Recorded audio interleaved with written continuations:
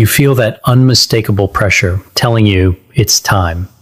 You sit down and nothing happens. Or worse, a small, hard piece comes out and you're left with that same heavy feeling, like something is still there, stuck right at the exit. If that sounds familiar, you're not imagining it. The stool really has stopped. And it hasn't stopped deep inside your colon, it's stopped right at the door in the rectum itself. I'm Dr. William, and here's the part almost nobody tells you. This is a completely different problem than ordinary constipation, and that's exactly why the fiber, the water, and the laxatives you've been trying haven't been working. If you're 60 or older, this is worth a few minutes of your full attention because this specific problem, doctors call it outlet constipation, becomes remarkably common as we get older, and it explains a frustration a lot of people carry silently for years. The frustration of doing everything right and still sitting there for 20 minutes with nothing to show for it. Today, I'm going to walk you through exactly why this happens, the mistakes that make it worse without you realizing it, what to do right now if you're stuck, and the simple position change that fixes this more often than any product on the shelf. Let's start with the two very different kinds of constipation because almost nobody explains the difference clearly. The first kind begins high up in the colon. Stool moves too slowly through that long tube. It dries out along the way, and it can take several days to reach the end. Most laxatives are built for this kind because most laxatives work by speeding up that upper transit. The second kind is what you're likely dealing with. The stool has already made the entire journey. It's reached the rectum, and there, in the very last few centimeters before the exit, it has simply stopped moving. Doctors call this outlet constipation or dyssynergic defecation in clinical terms. So, why does the process stall right at the finish line? Picture your rectum as a small holding chamber, the last stretch of the tube before the exit. Wrapped around the lower part of it is a muscle called the puborectalis. Think of it like a loop at the bottom of a garden hose. During the day, that loop keeps a bend in the hose, and that bend is actually useful. It's what gives you control so stool doesn't come out at the wrong moment. But when the moment finally arrives, that loop is supposed to release, straighten the bend, and let everything pass. In a lot of people, especially past 50, that release doesn't happen properly. The loop stays tight, and stool arrives at that bend and simply can't get through it. Here's where it gets worse. While stool waits there, your body doesn't stop working. The rectal wall keeps pulling water back out of it, the same way it does throughout your digestive tract.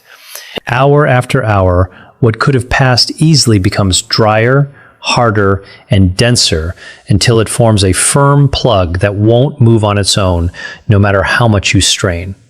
If any of that has been your experience, comment the word "stuck" below. I read every single comment, and I promise you, this is far more common than anyone talks about openly. If you want to understand exactly what to do about it, stay with me because we're about to get into the part that actually works. And if this is helpful so far, go ahead and hit subscribe now. Straining is a trap here. The instinct is to push harder, but pushing doesn't open that loop.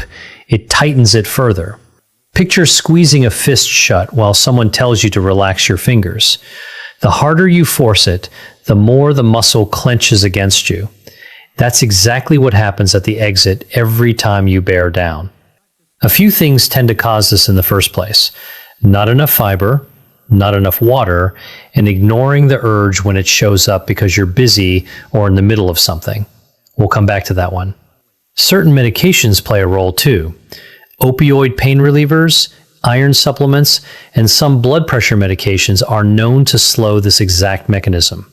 And simply getting older weakens the pelvic floor muscles that are supposed to coordinate that release. All of these tend to stack up with age, which is exactly why this becomes so common after 60. Let me walk you through the honest mistakes I see people make over and over, made with good intentions, that end up making things worse. The first is pushing harder when nothing happens. You were taught that straining is just part of using the bathroom. So when things stall, instinct is to bear down more. As we just covered, that only tightens the loop. It doesn't release it. The second is loading up on fiber without loading up on water at the same time. Fiber pulls water into itself. That's how it's supposed to soften stool. But if you increase fiber sharply while your fluid intake stays low, that same fiber behaves almost like cement. It gets denser, drier, and it gets stuck at that exact bend. If you're adding ground flaxseed, bran, or extra vegetables, you need to increase your water intake at the same time. That part isn't optional. The third is reaching for a strong stimulant laxative, the kind that forces contractions in the upper colon. Those are built to push stool down from above, but your problem isn't up there, it's stuck right at the door. Using a stimulant laxative here is like flooring the gas pedal while the parking brake is still on. You get cramping and urgency, but the stool at the exit doesn't move because the muscle at the exit is still clenched. And the fourth, maybe the most important one, is ignoring the urge when it comes. Your rectum has a built-in reflex. When it fills, it signals your brain. If you consistently override that signal, the reflex gradually weakens, the rectum becomes less sensitive to being full, stool sits there longer, dries out further, and the whole problem compounds on itself. Now, let's get to what actually works, starting with what to do right now if stool is already stuck. You don't need something that takes 2 days to travel through your entire digestive system. You need something that pulls water directly to where the blockage already is. One option is milk of magnesia, magnesium hydroxide, an osmotic laxative that draws water directly into the stool rather than forcing contractions higher up. The standard adult dose on the label is 30 to 60 milliliters, about 2 to 4 tablespoons, taken with a full glass of water, ideally at bedtime. Don't guess at this with a kitchen spoon. Use the dosing cup that comes with the product and don't exceed 60 milliliters in 24 hours. Most people feel results within 30 minutes to 6 hours. A few important warnings here. Avoid magnesium hydroxide if you have kidney disease. Your kidneys clear magnesium, and impaired kidney function can allow it to build up to dangerous levels. Use caution with certain heart conditions or medications that affect electrolyte balance. And if you take prescription medications, check with your doctor first, since magnesium can affect how some medications are absorbed. If you need something more targeted, a glycerin suppository is a second option, inserted directly into the rectum. It acts right at the source, drawing water into the stool and gently stimulating the rectal wall. Most people see results within 15 to 30 minutes, and it's available over the counter at any pharmacy. What to avoid, especially as a regular habit, are strong stimulant laxatives like senna or bisacodyl.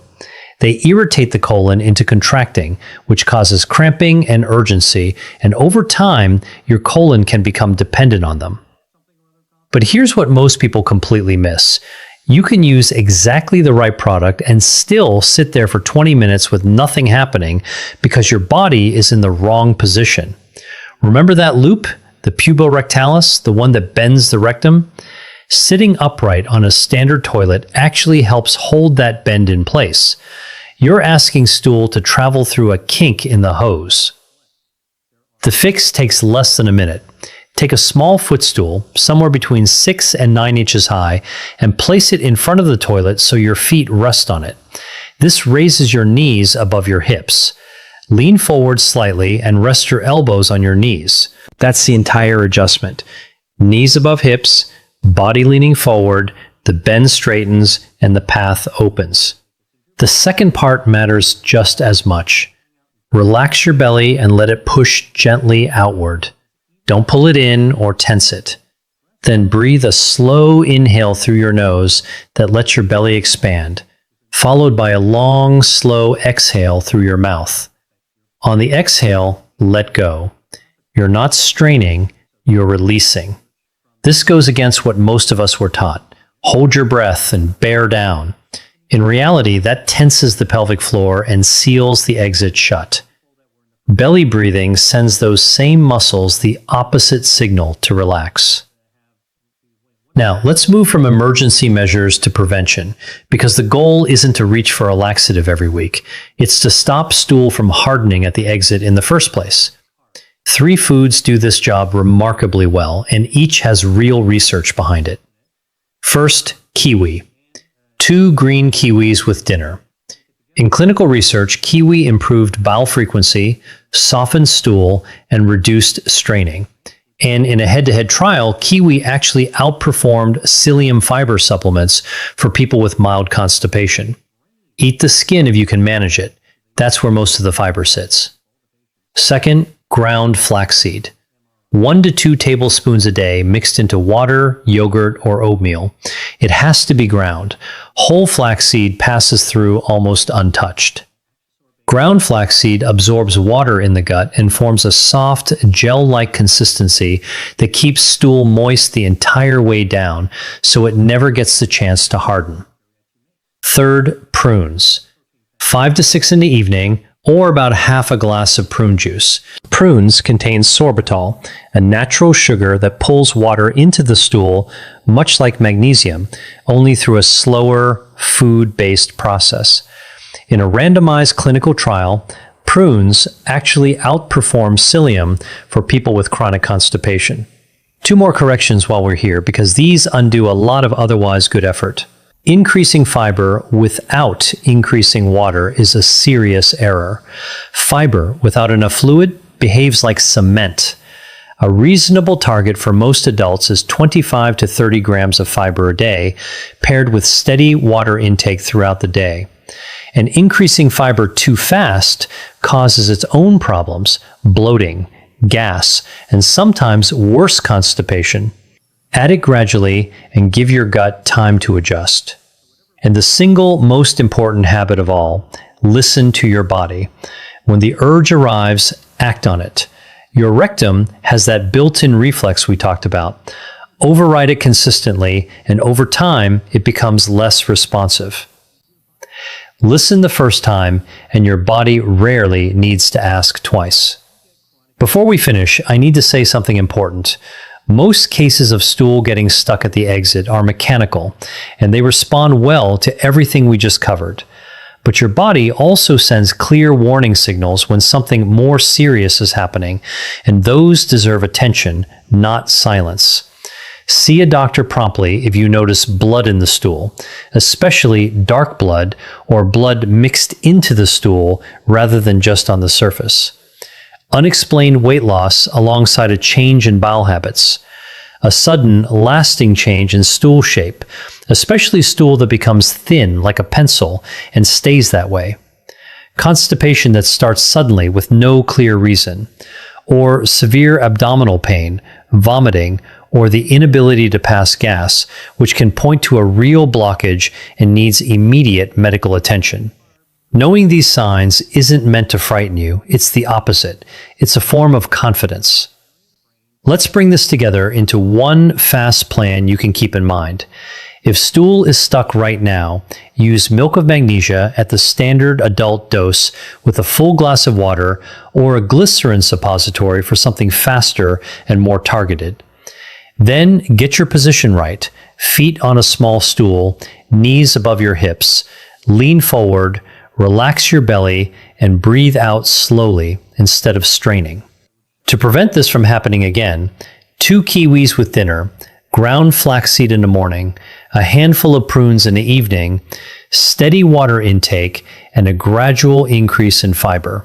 And the moment your body gives you the signal, go. Your body isn't working against you, it's asking to be heard. If this was useful to you, tell me in the comments. I read every single one, and I'd love to know this actually helped.